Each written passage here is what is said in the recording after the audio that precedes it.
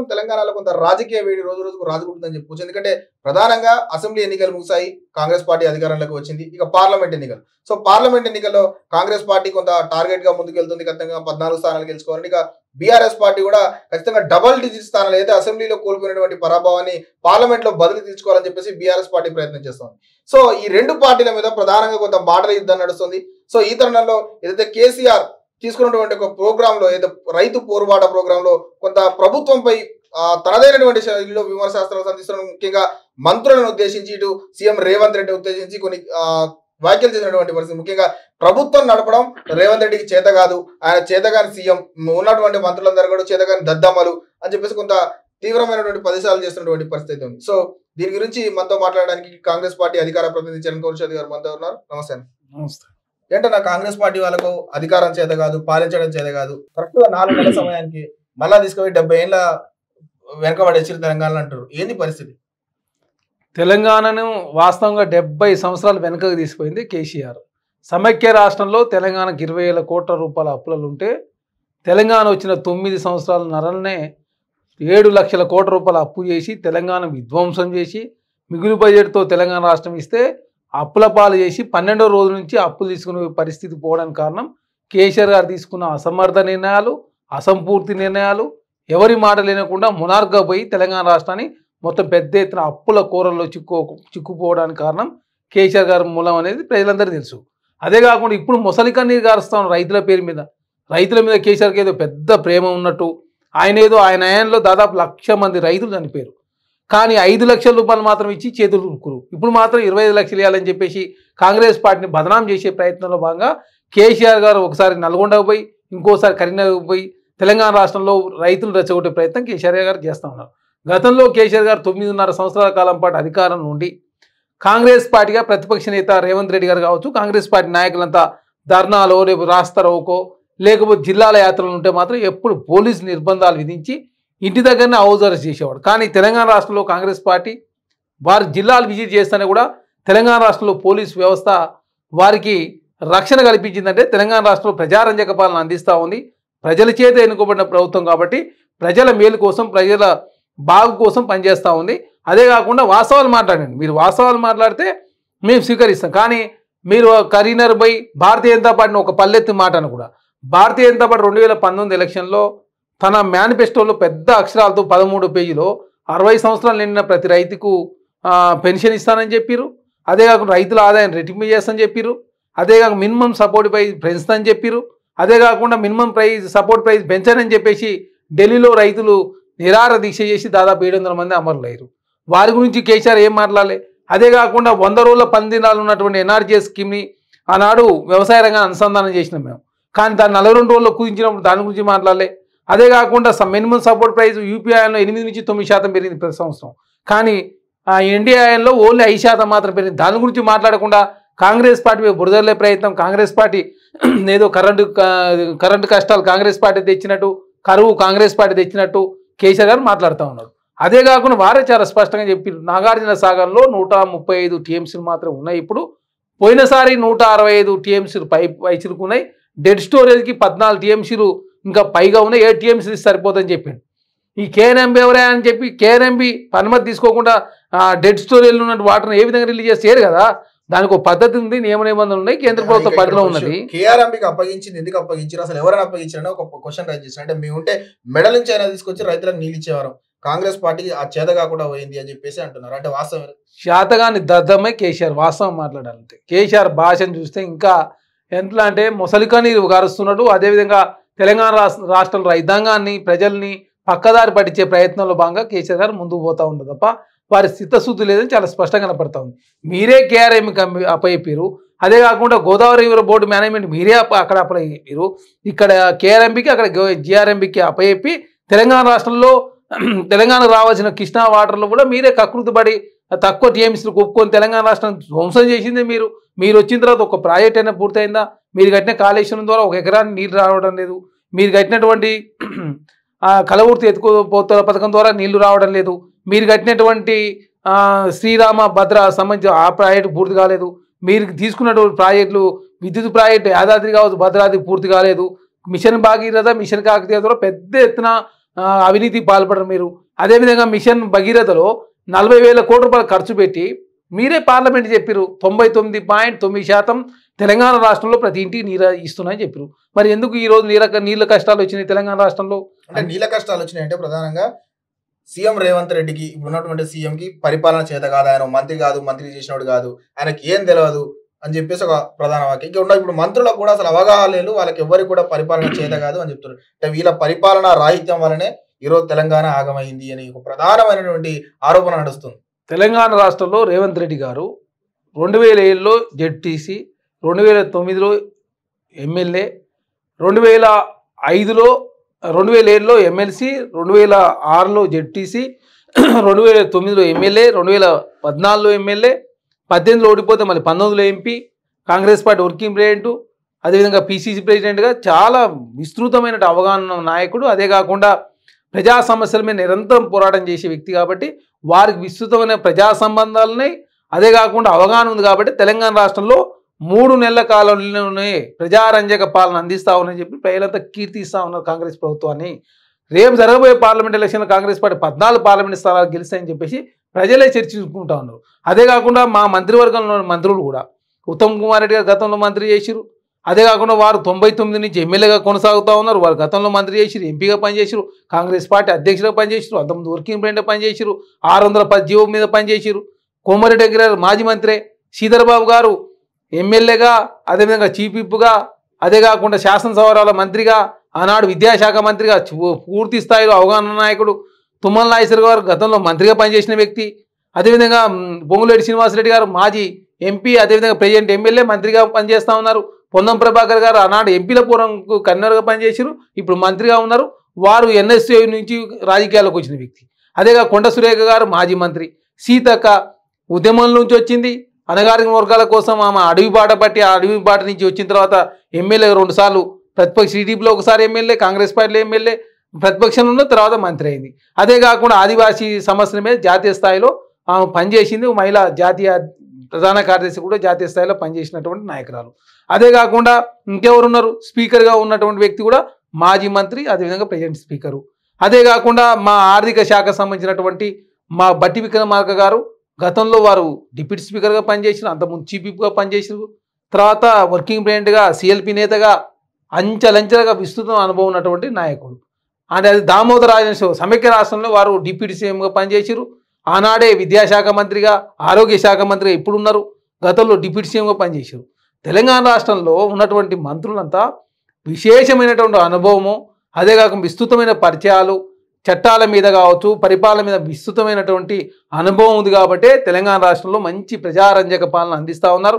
అదే కాకుండా మా planning board vice chairman Chinnareddy గారైనా, అదేవిధంగా మా ప్రభుత్వ సలహాదారుడు వేం నరేంద్ర రెడ్డి గారైనా వారు గతంలో ఎమ్మెల్యేగా పనిచేసారు, తర్వాత ప్రతిపక్ష పార్టీలో చాలా సుదీర్ఘకాలం పనిచేశారు.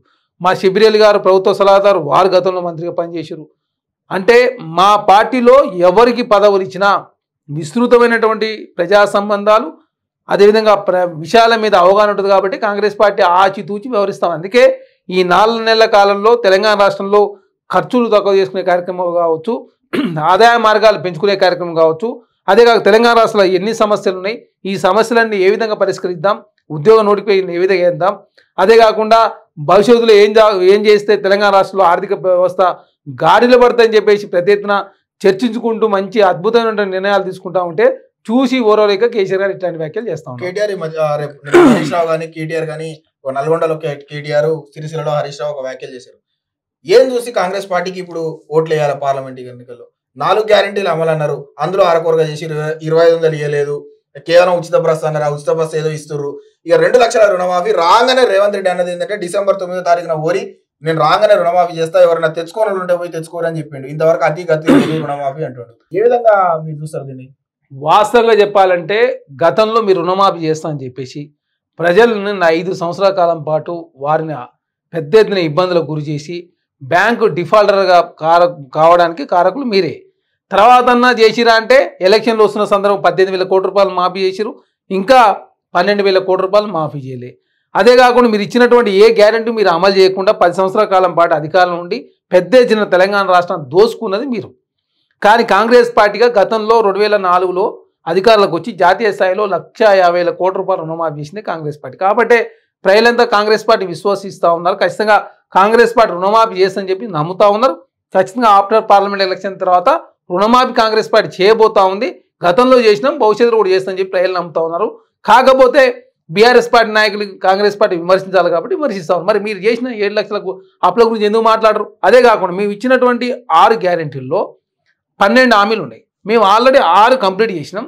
అదే కాకుండా ఇంకా 6 భవిష్యత్తులో చేస్తానని చెప్పడం జరిగింది. అదే కాకుండా మేము ఇచ్చినటువంటి గ్యారెంటీలు 417 గ్యారెంటీ ఉంటే 161 గ్యారెంటీ ఆల్రెడీ కాంగ్రెస్ పార్టీ అమలు చేసింది. ఇంత తక్కువ కాలంలో దేశంలో ఏ రాష్ట్రంలో కూడా ఇంత ఫాస్ట్గా ఇన్ని విధానపరమైన నిర్ణయాలు కావచ్చు, ఉద్యోగ నోటిఫికేషన్లు కావచ్చు, అదేవిధంగా ఆర్థిక వ్యవస్థను గాడిలో పెట్టే ప్రయత్నంలో కాంగ్రెస్ ప్రభుత్వం ముందుకు పోతూ ఉంటే వాళ్ళకు చూసి ఓరుస్తలేదు. ఎందుకంటే పరిపాలన అంటే ఈ విధంగా ఉంటుందా? ప్రజలకు అందుబాటులో ఉన్నారు మంత్రులంతా, ముఖ్యమంత్రి గారు ఎప్పటికప్పుడు కలుస్తూ ఉన్నాడు, అధికారులు కలుస్తూ ఉన్నారు, ప్రజావాణి జరుగుతూ ఉంది, కలెక్టరేట్లో ప్రజావాణి జరుగుతూ ఉంది, మంత్రులు ఎప్పటికప్పుడు సమీక్షించుకుంటూ ఉన్నారు, నిపుణులతో చర్చిస్తూ ఉన్నారు. అసెంబ్లీ సమావేశాలు కూడా అద్భుతంగా జరిగినాయి. తెలంగాణ రాష్ట్రం మీడియా మీద ఆంక్షలు లేవు, పేపర్లో ఎలాంటి వార్తలు రాయదని చెప్పి కాంగ్రెస్ పార్టీ ప్రభుత్వం ఎలాంటి నిర్బంధాలు విధించాలని చెప్పేసి అరే ప్రభుత్వం అంటే ఇట్టుంటుందని చెప్పి ప్రజలు చర్చించుకుంటా ఉన్నారు. కాబట్టి వారు తప్పులు కప్పిపుచ్చుకునే దానిలో భాగంగా కాంగ్రెస్ పార్టీ విమర్శలు చేస్తున్నారు మేము భావిస్తా ఉన్నాం. మాజీ సీఎం కేసీఆర్ కరీంనగర్లో ఒక వ్యాఖ్యలు చేశాడు.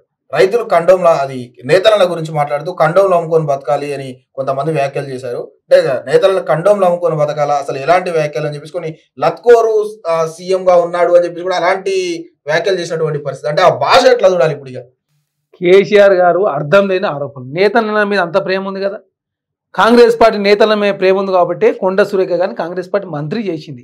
మీరు మంత్రివర్గంలో తీసుకున్నారా? కనీసం ఒక పద్మశాలి సంబంధించిన వ్యక్తిని మీరు మంత్రివర్గంలో తీసుకున్నారా? మీరు నేతనల్ని తప్పుదారి పట్టించే దానిలో భాగంగా ఈనాడు నేతనల్ని ఏకంగా కాంగ్రెస్ పార్టీ నాయకులు, కాంగ్రెస్ పార్టీ మా మంత్రులు కావచ్చు, మా ముఖ్యమంత్రి కావచ్చు, అధికారులు కావచ్చు, చిన్నపాటి నాయకుడు కూడా ఎవరు కూడా నేతన్నలు కండోం సాముకో అని చెప్పేసి కాంగ్రెస్ పార్టీ ఎట్లాంటి వ్యాఖ్యలు చేయాలి? అసలు ఇట్లాంటి వ్యాఖ్యలు మాట్లాడడానికి కాంగ్రెస్ పార్టీ కనీసం చర్చిస్తాను కూడా మేము దగ్గరలో రానేం మాట్లాడాం. మాకు నేతన్నలు అంటే గౌరవం ఉంది. నేతన్నలు జాతీయ స్థాయిలో ఇంత పెద్ద ఎత్తున పై స్థాయికి తీసుకుపోయే దానిలో భాగంగా కాంగ్రెస్ పార్టీ ముందుకు పోతా ఉంది. నేతలను గౌరవించిందే కాంగ్రెస్ పార్టీ. దానిలో భాగంగా మేము నేత సామాజిక వర్గానికి సంబంధించి పద్మశాలకు మంత్రివర్గంలో స్థానం ఉండాలని చెప్పేసి కొండ సురేఖ గారిని మంత్రివర్గంలో తీసుకున్నాం. మొన్న నామినేటెడ్ చైర్మన్ల విషయంలో కూడా అదేవిధంగా ఇరావత్ అనిల్ గారికి నామినేటెడ్ చైర్మన్ ఇచ్చినాం. భవిష్యత్తులో వారికి ఇంకా చాలా అవకాశాలు అని చెప్పి కాంగ్రెస్ పార్టీ ఆలోచిస్తూ ఉంటే వారి మీద తప్పుడు ఆరోపణలు చేసి ఏదో రేపు జరగబోయే పార్లమెంట్ ఎలక్షన్లో 1/6 సీటు గెలవాలన్న దురుద్దేశంతో కాంగ్రెస్ పార్టీ మీద ఇట్లాంటి వ్యాఖ్యలు చేస్తూ ఉన్నారు తప్ప వారికి చిత్తశుద్ధి లేదు. ఎందుకంటే వారు ఎవరిని నేత కార్మికులు కావచ్చు, అదే బీసీలను ఎలాంటి ఉద్ధరించలే. వారు ఉన్నప్పుడు ఏం జరిగిందో అందరూ తెలుసు. మాటల మీదకే పరిమితమైండు. ఆనాడు కొండ లక్ష్మణ్ బాబు గారు నేత సామాజిక వర్గానికి సంబంధించిన వ్యక్తి. వారిని ఏ విధంగా అవమానించారో అందరూ చూసారు. అదే కాకుండా వారు చనిపోతే కనీసం వారు చావుకు రాలే, వారిని చూస్తానికి రాలే. అంటే అదే కాకుండా ఆలయ నరేంద్ర గారిని మీరు అవమానించరు, మెడల్కి బట్టి మీ బీఆర్ఎస్ పార్టీ నుంచి బయటికి గెంటేసారు. మీరు పద్మశాలి సామాజిక వర్గం గురించి మాట్లాడితే ఎవరన్నా మిమ్మల్ని విశ్వసిస్తారా? మిమ్మల్ని ఎవరు పద్మశాలిని నంబరు మీరు. ఎందుకంటే మీరు పద్మశాలిని వాడుకొని కరివేపాకులాగా వేరి బయటపడేసింది మీరు. కాబట్టి మిమ్మల్ని ఎవరు కూడా పద్మశాలి కావచ్చు, నేత కార్మికులు ఎవరు కూడా మిమ్మల్ని నమ్మరు. కాబట్టి కాంగ్రెస్ పార్టీ ఇట్లాంటి విమర్శ చేసినట్టుగా మేము భావిస్తున్నాం. వారి వ్యాఖ్యను తీవ్రంగా ఖండిస్తాం. ఇంకోటి, ఇప్పుడు కాంగ్రెస్ వచ్చింది, కరువు తెచ్చింది అని ఒకే ఒక నిదానంతో పోతుంది. అంటే ప్రజలు దీన్ని ఎట్లా విశ్వసిస్తారనుకుంటారా? పార్లమెంట్ ఎన్నికల్లో కాంగ్రెస్ పార్టీకి ఏమైనా ఎఫెక్ట్ పడే అవకాశం ఉందా? కాంగ్రెస్ పార్టీ ఏదన్నా చేస్తే మంచి చేస్తుంది తప్ప చెడుది ఏదని తెలిసి ప్రజలంతా కోరుకుంటా ఉన్నారు. అదే కాకుండా కాంగ్రెస్ పార్టీలో ప్రజాస్వామ్యం ఉంటుంది. కాంగ్రెస్ పార్టీలో కలిస్తే మాట్లాడతారు, చేసే పని ఉంటే చేస్తారని చెప్పేసి ప్రజలు విశ్వాసంలో తీసుకుంటా ఉన్నారు. అదే కాకుండా కరువు విషయం కూడా ప్రజలందరికీ తెలుసు. కాంగ్రెస్ పార్టీ డిసెంబర్ 3వ తారీఖు నాడు అధికారంలోకి వచ్చింది. 7వ తారీఖున మేము ప్రమాణ స్వీకారం చేసినాం. వర్షాలు ఎప్పుడో సెప్టెంబర్లో బంద్ అయినాయి. మేము తెచ్చినటువంటి వర్షాలు కావు. మేము వచ్చిన తర్వాత ఎండలే ఉన్నాయి, అదేవిధంగా చలే ఉంది తప్ప వర్షాలు లేవు. జాతీయ స్థాయిలో విపత్తు ఉన్నది. పోయినసారి ఇదే సీజన్లో 30 డిగ్రీలు ఉంటే ఇప్పుడు 44 డిగ్రీలు అయింది ఎండ. అదే కాకుండా వర్షాభావం కూడా జాతీయ స్థాయిలో కావచ్చు, రాష్ట్రంలో కావచ్చు, వర్షాభావం చాలా తక్కువగా ఉండడం, ఒకేసారి సడన్గా అండర్ గ్రౌండ్ వాటర్ తగ్గిపోవడంతో రాష్ట్రంలో 14 ప్రాజెక్టులు కూడా మొత్తం డెడ్ స్టోరేజ్ లెవెల్స్, అంటే డెడ్ స్టోరేజ్కి వెళ్ళిపోయిన సందర్భం చూసి కాబట్టి ప్రజలంతా అర్థం చేసుకుంటాను. ఒకనాడు పిచ్చి సమాజం, ఎర్రి సమాజం కాదు. తెలంగాణ రాష్ట్రంలో సమాజం చాలా మెరుగైనటువంటి ప్రజలు ఉంటారు. ఎప్పటికప్పుడు అవగాహన చేసుకుంటారు, పేపర్లు చదువుతారు, సోషల్ మీడియాలో కూడా తెలంగాణ రాష్ట్రం ప్రజలంతా కావచ్చు, యువతంతా కూడా ఎప్పటికప్పుడు అలర్ట్గా ఉంటారు కాబట్టి ప్రజలందరికీ తెలుసు కరువు ఏ రాష్ట్రం, తెలంగాణ రాష్ట్రంలో ఉందా, జాతీయ స్థాయిలో కరువు ఉన్నది.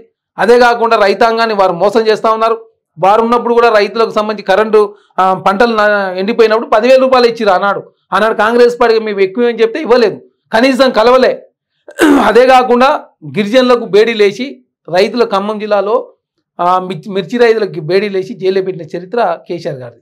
చనిపోతే 5 లక్షలు మాత్రం ఇచ్చి 25 లక్షలు ఏమని చెప్తా ఉన్నారు. కాంగ్రెస్ పార్టీగా మేము 10,000 రూపాయలు ఇస్తానని చెప్పినాం, దాన్ని పెంచాలని ఏ విధంగా పెంచితే బాగుంటుందని చెప్పేసి ఆలోచిస్తూ ఉన్నారు, చర్చిస్తూ ఉన్నారు నిపుణులతో. ఎందుకంటే రాష్ట్ర ఆర్థిక పరిస్థితి కొంత ఆశాజనకంగా లేదు కాబట్టి కొంత ఇబ్బందులు ఉన్నాయి కాబట్టి వారిని ఏ విధంగా ఆదుకుందాం అని చెప్పేసి జాతీయ స్థాయి మేనిఫెస్టోలో కూడా రైతులకు గిట్టుబాటు ధర ఇస్తామని చెప్పి కాంగ్రెస్ పార్టీ ప్రకటించింది.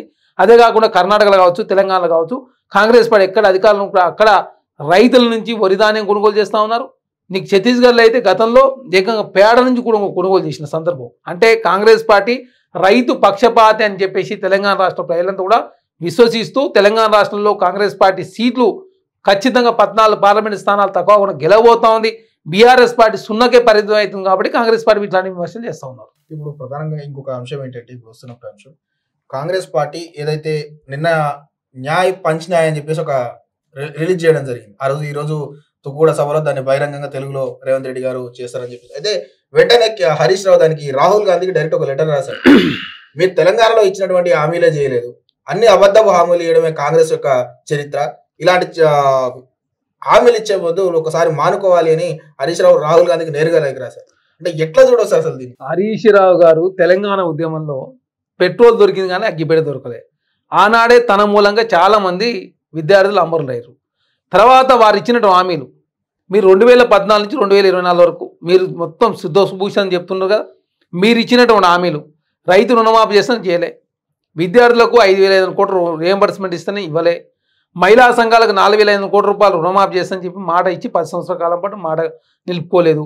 డబుల్ బెడ్రూమ్ 7 లక్షలు ఇల్లు ఇస్తానని చెప్పి 1,00,000 డబుల్ బెడ్రూమ్ మాత్రం ఇచ్చారు. 14 లక్షల ఎకరాల పోడుమూల సమస్య పరిష్కరిస్తానని చెప్పేసి ఏదో తాత్కాలిక ప్రారంభించి వారిని మోసం చేశారు. యాదవులకు 2వ విడత 7,000 కోట్లు ఇస్తానని చెప్పి గొర్రెలు ఇవ్వకుండా డీడీలు కట్టించుకొని వారిని మోసం చేశారు. మీరు తెలంగాణ రాష్ట్రంలో 7 లక్షల కోట్ల రూపాయలు అప్పు చేసింది మీరే. తెలంగాణ రాష్ట్రంలో ప్రజల్ని గెలవకుండా, ప్రతిపక్ష పార్టీలు గెలవకుండా, ప్రతిపక్ష పార్టీలు లేకుండా మీడియాపై ఆంక్షలు విధిస్తూ తెలంగాణ రాష్ట్రంలో ప్రజాస్వామ్యం లేకుండా చేసింది మీరు. తెలంగాణ రాష్ట్రంలో రాజకీయాలు కలుషితం చేస్తూ కాస్ట్లీ చేసింది మీరు.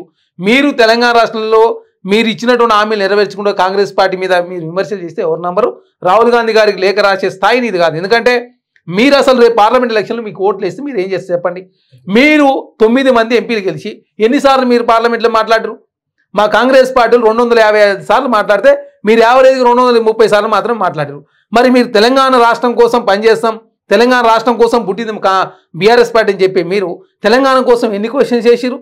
9 సంవత్సరాల కాలం పాటు నరేంద్ర మోడీకి మద్దతు ఇచ్చి తెలంగాణకు ఒక అనా పైసా తీసుకురాకుండా తెలంగాణ ప్రజలు మోసం చేస్తూ డబుల్ ఇంజన్ సర్కార్ నడిపి విభజన హామీలు నెరవేర్చకుండా గుజరాత్కు నిధులు పోయినట్టు తెలంగాణ నిధులు తీసుకురాకుండా ఆంధ్ర రాష్ట్రంలో జగన్మోహన్ రెడ్డి, తెలంగాణ రాష్ట్రంలో కేసీఆర్ గారు మద్దతు ఇచ్చింది మీరే కదా.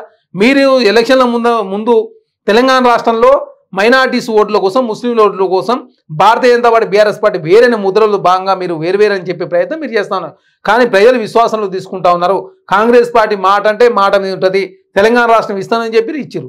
తెలంగాణ రాష్ట్రంలో అధికారులకు వచ్చిన తర్వాత మేము 6 గ్యారెంటీలు అమలు చేస్తామని చెప్పినాం, అమలు చేస్తూ ఉన్నాం, దశలవారీగా అమలు చేస్తూ ఉన్నాం. 100 రోజులు చేసేవన్నీ కూడా ఆల్రెడీ చేయడం జరిగింది. బడ్జెట్లో నిధులు రిలీజ్ చేసుకున్నాం. ఎలక్షన్లు వచ్చినాయి కాబట్టి రైతు రుణమాఫీ సంబంధించి కొంత లేట్ అవుతా ఉంది తప్ప కావాలనే కాంగ్రెస్ పార్టీ లేట్ చేయడం లేదు. అదే కాకుండా తెలంగాణ రాష్ట్ర ప్రజలంతా కావచ్చు, వీళ్ళంతా కూడా అనుకున్నది ఏంటంటే 3 లక్షల కోట్ల రూపాయలు మాత్రం అప్పు ఉన్నది అనుకున్నా. కానీ 7 లక్షల కోట్ల రూపాయల అప్పు ఉన్న విషయం ఎవరు తెలియదు.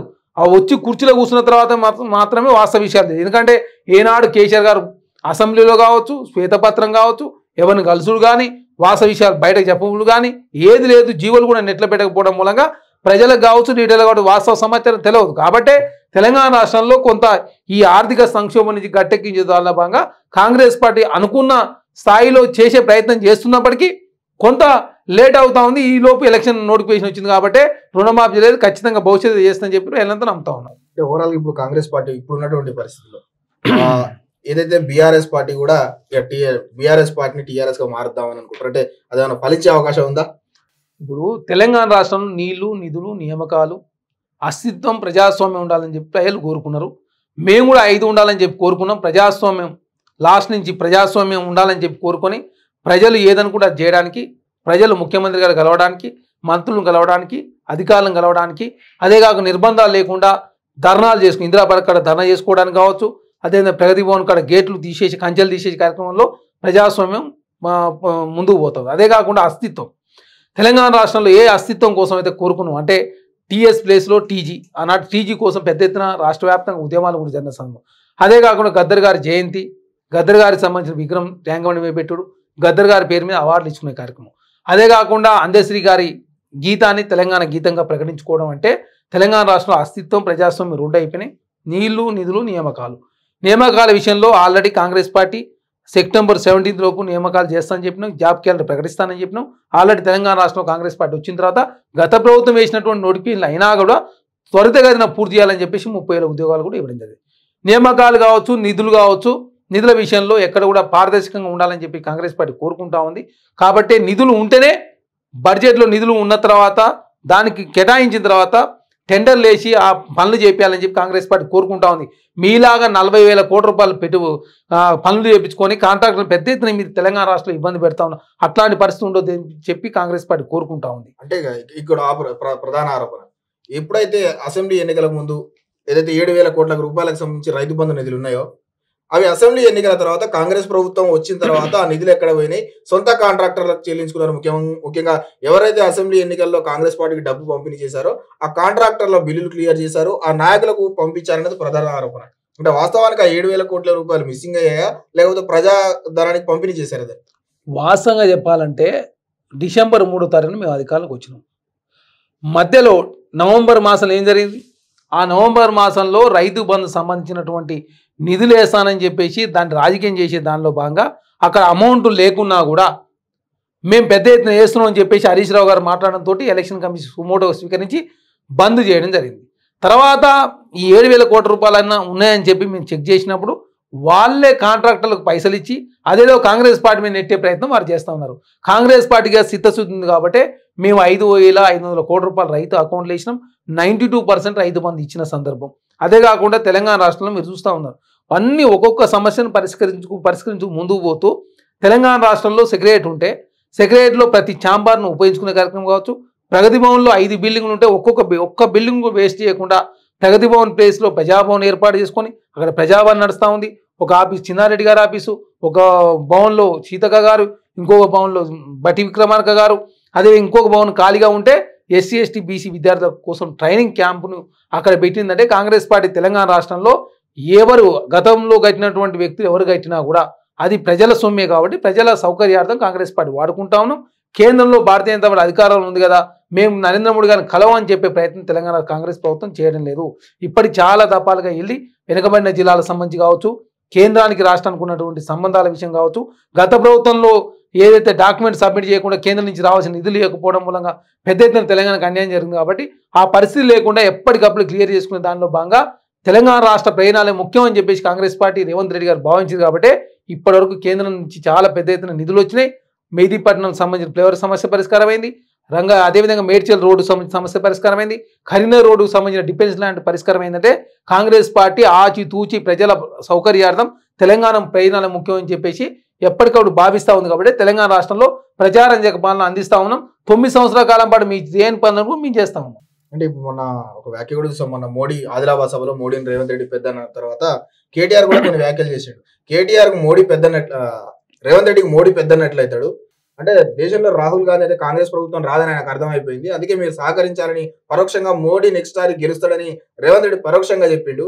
ఇక భవిష్యత్తులో ఎన్నికల తర్వాత పార్లమెంట్ ఎన్నికల తర్వాత రేవంత్ రెడ్డి కూడా గంపగుత్త చదువుకొని బీజేపీలో పోతాడు, ఆయన ముఖ్యమంత్రి అవుతాడు, అక్కడ ఒక షిండే వర్గం తయారైతుంది కాంగ్రెస్ పార్టీలో అని చెప్తున్నారు. అంటే వాస్తవానికి ఆ వర్గాలు ఇప్పుడు కాంగ్రెస్ పార్టీలో ఉన్నాయా? కేటీఆర్ గారు అర్థం పర్థం లేని ఆరోపణలు చేస్తూ ఉన్నాడు.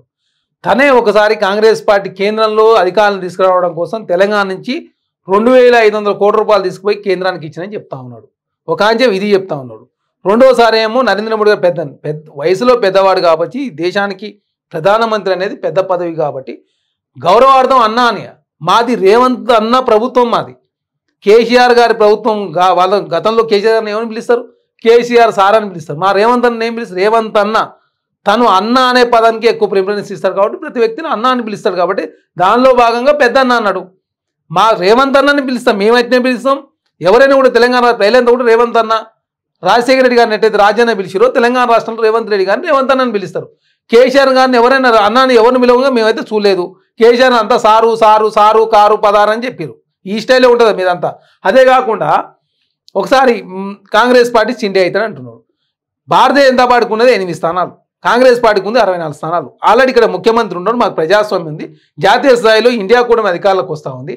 కాంగ్రెస్ ఆనాడు అధికారంలో ఉన్నటువంటి బీఆర్ఎస్ పార్టీలకు భారతీయ జనతా పార్టీ పోకుండా రేవంత్ రెడ్డి గారు కాంగ్రెస్ పార్టీకి వచ్చి తెలంగాణ రాష్ట్రంలో కాంగ్రెస్ పార్టీని అధికారులు తీసుకొచ్చాడు. ఇప్పుడు 8 మంది భారతీయ జనతా పార్టీకి ఉంటే మరి మిగతా 52 మంది ఎక్కడి నుంచి వస్తారు?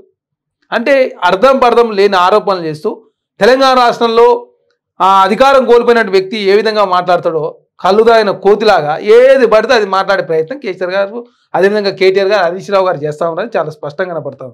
ఒక్కొక్కసారి ఒక్కొక్క వ్యాఖ్య. అదే కాకుండా ఓసారి అంటాడు 2500 కోట్ల రూపాయలు కాంగ్రెస్ పార్టీ అధికారం రావడం కోసం రేవంత్ రెడ్డి గారు పంపిన తెలంగాణలో ఇప్పుడు మరొకసారి ఏమంటాడు 40 స్థానాల మించి కాంగ్రెస్ పార్టీ రానంటాడు.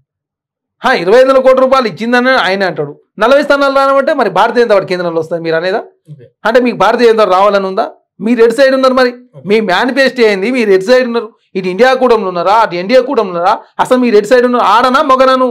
ఆడ మగ కాకుండా ఉన్నావు కాబట్టి ఏది పడుతుంది మాట్లాడుతూ ఉన్నారు. బీఆర్ఎస్ పార్టీకి ఈ పార్లమెంట్ ఎలక్షన్లో ఓట్లు వేస్తే వృధా అయితే అని చెప్పేసి ప్రజలు ఎవరు కూడా బీఆర్ఎస్ పార్టీకి ఓటు వేస్తానికి సిద్ధంగా లేరు. క్వశ్చన్ ఇప్పుడు ఏదైతే అసెంబ్లీ ఎన్నికల ముందు రేవంత్ రెడ్డి ఒక సభలో చెప్పారు, ఖచ్చితంగా ఒక పార్టీలో గెలిచినటువంటి ఎమ్మెల్యేలను ఆ పార్టీలో రాజీనామా చేయకుండా ఇంకో పార్టీలో చేరితే ఖచ్చితంగా నేనే రాళ్లతో కొట్టిస్తాను, చెప్పులతో కొట్టండి మీరు మీ దగ్గరకు వస్తాయని చెప్పాడు అన్నాడు. ఇప్పుడు కాంగ్రెస్ పార్టీ ప్రధానంగా గేట్లు తెరిచింది. ఇప్పుడు ప్రస్తుతం దానం నాగేందర్ వచ్చారు, ఆయన రాజీనామా చేయలేదు, కడియం శ్రీగారు వచ్చారు. సో వీళ్ళని ఎట్లా తీసుకుంటారు మీరు అని చెప్పేసి వీళ్ళని వాళ్ళ యొక్క ఎమ్మెల్యే పదవిని డిస్క్వాలిఫై చేయాలని చెప్పేసి స్పీకర్ కూడా లేఖ ఇచ్చారు. అంటే ఎట్లా చూడొచ్చు? అంటే రేవంత్ రెడ్డి అన్న మాట తప్పారా, లేకపోతే కాంగ్రెస్ పార్టీకి ఇప్పుడున్నటువంటి పరిస్థితులు ఏదైతే ఒకవేళ ఇన్ కేసు కేంద్రంలో బీజేపీ అధికారానికి వస్తే ప్రభుత్వం కూలే ప్రమాదం ఉందని ఎమ్మెల్యేలను తీసుకునే పరిస్థితి ఉందా? ఇప్పుడు బీఆర్ఎస్ పార్టీ నాయకులు సిగ్గు శరం లేకుండా మీరు చేసినప్పుడు సంసారం ఏరవాడు చేస్తే వ్యభిచారం అంటారు. మేము తెలంగాణ రాష్ట్రంలో 64 స్థానాలు గెలిచిన ప్రజాప్రభుత్వాన్ని మీరు కూల్చే ప్రయత్నం చేస్తూ ప్రతిసారి కూలిపోతుందని చెప్పేసి తెలంగాణ రాష్ట్ర ప్రజలను భయభ్రాంతులకు గురి చేస్తున్నప్పుడు తెలంగాణ రాష్ట్రంలో ప్రజాప్రభుత్వంగా ఈ ఆర్థిక సంక్షోభాన్ని గట్టించే దానిలో భాగంగా తెలంగాణ ఈ అప్పుల తెలంగాణ నుంచి మిగులు తెలంగాణ కావచ్చు, బంగారు తెలంగాణ మార్చాలని చెప్పి కాంగ్రెస్ పార్టీ కోరుకుంటా ఉంది, ప్రజాస్వామ్యం ఉండాలని చెప్పి కోరుకుంటా ఉంది. కాబట్టి దానిలో భాగంగా మేము ముందుకు పోతా ఉంటే రోజుకొక స్టేట్మెంట్ బీఆర్ఎస్ నాయకులు, రోజుకొక స్టేట్మెంట్ భారతీయ జనతా పార్టీ చేస్తూ తెలంగాణ రాష్ట్రంలో 64 మంది సంఖ్య ఉన్నది. మా ఎమ్మెల్యేలు కొనుగోలు చేసే ప్రయత్నం మీరు చేస్తూ ఉన్నారు. హిమాచల్ ప్రదేశ్లో భారతీయ జనతా పార్టీ ఏం చేసింది? కాంగ్రెస్ పార్టీకి మెజార్టీ ఎమ్మెల్యేలు ఉన్నప్పుడు కూల్చే ప్రయత్నం చేశారు కదా. జాతీయ స్థాయిలో 13 ప్రభుత్వాలను కూల్చింది భారతీయ జనతా పార్టీ కదా. కాబట్టి కేసీఆర్ లాగా మేము 2018లో కాంగ్రెస్ పార్టీకి 88 సీట్లు నిజమే మొన్న వచ్చి ఉంటే మేము ఎవరిని కూడా తీసుకునే వాళ్ళం కాదు. కానీ 2018లో 88 స్థానాలు వచ్చినా కూడా కాంగ్రెస్ పార్టీ 12 మంది తీసుకున్నట్టు నీకు ఎగిరిపోయింది సోయి. ఆనాడే నీకు బుద్ధి జ్ఞానం ఉండాలి కదా. 88 మంది అంటే నీకు మెజార్టీ ఎమ్మెల్యేలు గెలిపించినటువంటి ప్రజాస్వామ్యం కూలి చేసి కాంగ్రెస్ పార్టీ లేకుండా చేసే ప్రయత్నం నువ్వు చేసినావు. నీలాగా మాకు 88 స్థానాలు రాలే, మాకు వచ్చింది 64 స్థానాలు. 64 స్థానాలు వచ్చినప్పుడు మేము కూడా, ఎందుకంటే మేము తెలంగాణ రాష్ట్రంలో ప్రజారంజక పాలన అందించాలా, ఈ ఆర్థిక సంక్షేమం గట్టెక్కించాలా, 5 సంవత్సరాల కోసం మాకు మ్యాండేట్ ఇస్తే మీరు కూల్చే ప్రయత్నం చేస్తూ ఉన్నారు. కాబట్టి చాలా మంది బీఆర్ఎస్ పార్టీలో ఉన్నటువంటి ఎమ్మెల్యేలు, భారతీయ జనతా పార్టీ ఎమ్మెల్యేలు ప్రజల చేత ఎన్నుకోబడ్డ ప్రభుత్వాలు మేము పడనీయము, మేము స్వచ్ఛందంగా మీ పార్టీలకు వస్తామని చెప్పినప్పుడు మేము స్వాగతించాల్సి. 12 మంది వస్తారంటే రెడీగా ఉన్నారు వాళ్ళు, 26 మంది వస్తాను రెడీగా ఉన్నారు. వాళ్ళు స్వచ్ఛందంగా ఎలాంటి కోరికలు కానీ ఎలాంటి చేయకుండా ఓన్లీ ప్రజల చేత ఎన్నుకోబడ్డ ప్రభుత్వం కాబట్టి మాండేటరీ మీకే ఇచ్చారు. ప్రజలకు మంచి పరిపాలన మీరు అందిస్తూ ఉన్నారు కాబట్టి ప్రజారంజక పాలన అందిస్తూ ఉన్నారు. ప్రజాస్వామ్యం అంటే ఇదే అని చెప్పేసి మాకు కూడా అర్థమైంది. అందుకే మేము కాంగ్రెస్ పార్టీకి వస్తూ ఉన్నాడు. మేము కూడా ఎందుకంటే మాకు 88 సభ్య వచ్చి ఉంటే 88 90 వచ్చి ఉంటే మేము కూడా ఆలోచించే వాళ్ళం కాదు. అదే కాకుండా మాకు 64 వచ్చినా కూడా మేము మంచి ప్రజారంజక పాలన అందిస్తుంటే ప్రతిరోజు డిస్టర్బెన్స్ చేసే కార్యక్రమం. కాబట్టి తెలంగాణ రాష్ట్రంలో అట్లాంటి అపోహలు ఉండదని చెప్పి కాంగ్రెస్ పార్టీ భావించింది. కాబట్టి మేము ఆ నిర్ణయం తీసుకోవాలి. ఎందుకంటే ముందుకు పోయే క్రమంలో మేము ఫస్ట్ అనుకోకుండా, మధ్యలో అనుకోకుండా, చివరిగా పరిస్థితి వాళ్ళే వచ్చేటట్టు చేశారు. కాబట్టి తెలంగాణ రాష్ట్రంలో కాంగ్రెస్ పార్టీకి వచ్చేటువంటి వాళ్ళని తీసుకునే ప్రయత్నం చేస్తాను. అదే కాకుండా 2014 మీ అధికారులకు వచ్చారు. మీరు ఆనాడు ఏమన్నా మీ కాంగ్రెస్ పార్టీలో గెలిచినందులో ఎమ్మెల్యేలు ఏమన్నా మీరు రిజైన్ చేసి తీసుకున్నారా? టీడీపీలో గెలిచిన వాళ్ళు ఏమైనా రిజైన్ చేసి తీసుకున్నారా? కాంగ్రెస్ పార్టీ నుంచి ఆనాడు నలుగురు తీసుకున్నారు, మీరు ఏమైనా రిజైన్ చేసి తీసుకురా? లేకపోతే కాంగ్రెస్ ఎల్పీపై టీఆర్ఎస్ ఏమైనా మెర్జ్ అయింది? ఆనాడు 2018లో మెర్జ్ అయింది 12 మంది, కానీ 2014 కాంగ్రెస్ పార్టీ నుంచి మీరు నలుగురు తీసుకున్నారు. మీకు బుద్ధి జ్ఞానం లేదా ఆనాడు? అంటే తెలంగాణ రాష్ట్రంలో ప్రజాస్వామ్యం లేకుండా చేసింది మీరే, ప్రతిపక్ష పార్టీని ఉండొద్దని చెప్పి కోరుకుంది మీరే, ప్రజల్ని గెలవకుండా వాళ్ళని మభ్యపెట్టింది మీరే. అదేవిధంగా తెలంగాణ రాష్ట్రంలో తాగుడు బానిస చేసింది మీరే. ఈనాడు తెలంగాణ రాష్ట్రంలో అప్పులలో కూరలో మునిగిపోవడం కారకులు మీరే. మీరు 1,00,000 కోట్ల రూపాయలు దోసుకొని విదేశాల్లో పెట్టుబడి పెట్టుకున్నారు. మీ కలవకుండా కుటుంబానికి ఏం నష్టం జరగలేదు. కానీ తెలంగాణ రాష్ట్రంలో కనీసం జీతాలు లేని పరిస్థితి ఉంది కదా తెలంగాణ రాష్ట్రంలో ప్రభుత్వము. కాబట్టి ప్రభుత్వాన్ని గట్టెక్కించేదాలనే భాగం కావచ్చు, మంచి పరిపాలన అందించాలంటే తెలంగాణ రాష్ట్రంలో ఖచ్చితంగా కొన్ని రాజకీయపరమైన నిర్ణయాలు తీసుకోవాలని చెప్పి భావించినాం. కాబట్టి 3 నెలల కాలం పాటు ఎలాంటి రాజకీయాలు తావు లేకుండా ఓన్లీ పరిపాలన మీద దృష్టి పెట్టినాం. ఎలక్షన్ నోటిఫికేషన్ వచ్చిన తర్వాత మేము కూడా రాజకీయాలు చేయాలి కాబట్టి మాది కూడా రాజకీయ పార్టీ కాబట్టి రాజకీయపరమైన నిర్ణయాలు తీసుకుంటామని చెప్పేసి మా ముఖ్యమంత్రి గారు, మా కాంగ్రెస్ పార్టీ అధ్యక్షులు ప్రకటించిందంటే దాని అర్థం పరమార్థం అందరూ అర్థం చేసుకున్నారు. ఎందుకంటే కేసీఆర్ ఏందా మాట్లాడే టీఆర్ఎస్ పార్టీ నాయకులు కనీసం నైతిక అర్హత లేదని చెప్పి రైలు అనుకుంటా ఉన్నారు. BRS party, Bharatiya Janata party దేశంలో ఎన్ని పార్టీలు తీసుకురో అందరూ చూసారు. అదే కాకుండా మీరు చూసారు న్యాచురల్ కరప్షన్ పార్టీ, ఎన్సీపీ అంటే నేషనల్ కాన్ఫరెన్స్ సంబంధించి న్యాచురల్ కరప్షన్ పార్టీ అని చెప్పి మీరే అన్నారు. నేషనల్ కరప్షన్ పార్టీ అని చెప్పి 25,000 కోట్ల కుంభకోణం చేసినటువంటి అజిత్ పవార్ తీసుకుని ఆర్థిక శాఖ ఇచ్చినప్పుడు భారతీయ జనతా పార్టీ నైతికత లేదని చెప్పి ప్రజలంతా చర్చించుకుంటా ఉన్నారు. కుటుంబ పార్టీలకు వ్యతిరేకం అని చెప్పే భారతీయ జనతా పార్టీ, కుటుంబ పార్టీలైనటువంటి టీడీపీ కావచ్చు, కుటుంబ పార్టీలైన జేడీఎస్ కావచ్చు, కుటుంబ పార్టీలైనటువంటి శివసేన కావచ్చు, ఏక్నాథ్ సిండే వర్గం, ఎన్సీపీ అజిత్ పవార్ వర్గం కావచ్చు, జాతీయ స్థాయిలో అన్ని కుటుంబ పార్టీలతో పొత్తు పెట్టుకుంది మీరే. కాబట్టి అందరు అవినీతి పరులతో పొత్తు పెట్టుకుంది మీరే, కుటుంబ పార్టీలతో పొత్తు పెట్టుకుంది మీరే, వార్తలకు టికెట్ ఇచ్చింది మీరే. కాబట్టి నరేంద్ర మోడీ గారికి 3వసారి అధికారంలో రావాలని ఒకే ఆకాంక్ష తప్ప వారికి విలువలు లేవని చాలా స్పష్టంగా కనపడతా ఉంది. కాబట్టి నరేంద్ర మోడీ గారిని ఈసారి ఇంటికి పంపించడానికి ప్రజలు సిద్ధమయ్యారు. ఖచ్చితంగా ఇండియా కూడా 310 స్థానాలు గెలవబోతా ఉంది. కాంగ్రెస్ ఒంటరి 150 స్థానాలు గెలవబోతా ఉంది. తెలంగాణ రాష్ట్రంలో 14 పార్లమెంట్ స్థానాలు తక్కువ కాంగ్రెస్ పార్టీ గెలవబోతా ఉంది. ఖచ్చితంగా దేశంలో కాంగ్రెస్ పార్టీ అధికారం రాబోతా ఉంది. నరేంద్ర మోడీ గారు గద్దె దిగుడు ఖాయం. అదే కాకుండా భారతీయ జనతా పార్టీ బి టీమ్గా ఉన్నటువంటి బీఆర్ఎస్ కావచ్చు, అక్కడ జగన్మోహన్ రెడ్డి గారు కావచ్చు, టీడీపీ కావచ్చు, జనసేన కావచ్చు, జాతీయ స్థాయిలో మిగతా పార్టీలను కూడా ఈసారి కనుమరుగై ఖచ్చితంగా ఇండియా కూటమి అధికారంలోకి వస్తున్నటువంటి పెద్ద ఎత్తున చర్చ జరుగుతూ ఉంటే ఈ చర్చను తప్పుదారి పడిచింది. దానిలో భాగంగా నరేంద్ర మోడీ గారు ప్రతిసారి ఏదో స్టేట్మెంట్ ఇచ్చి ప్రజలను డైవర్ట్ చేసే ప్రయత్నం వారు చేస్తూ ఉన్నారు. తెలంగాణ రాష్ట్రంలో కేసీఆర్ గారు కలవకుండా కుటుంబం చేస్తూ ఉంది. వారే ఫిరాయింపులు ప్రోత్సహించరు, వారే ఆ ఫిరాయింపులతోటి వారే ఖతమయ్యే పరిస్థితి చాలా దగ్గరలో ఉంది. ఇది ఈరోజు ప్రస్తుతం తెలంగాణలో జరుగుతున్నటువంటి రాజకీయ పరిణామాలలో దృష్ట్యా చరణ్ కౌశిక్ తో మనతో వివరించే ప్రయత్నం చేశారు.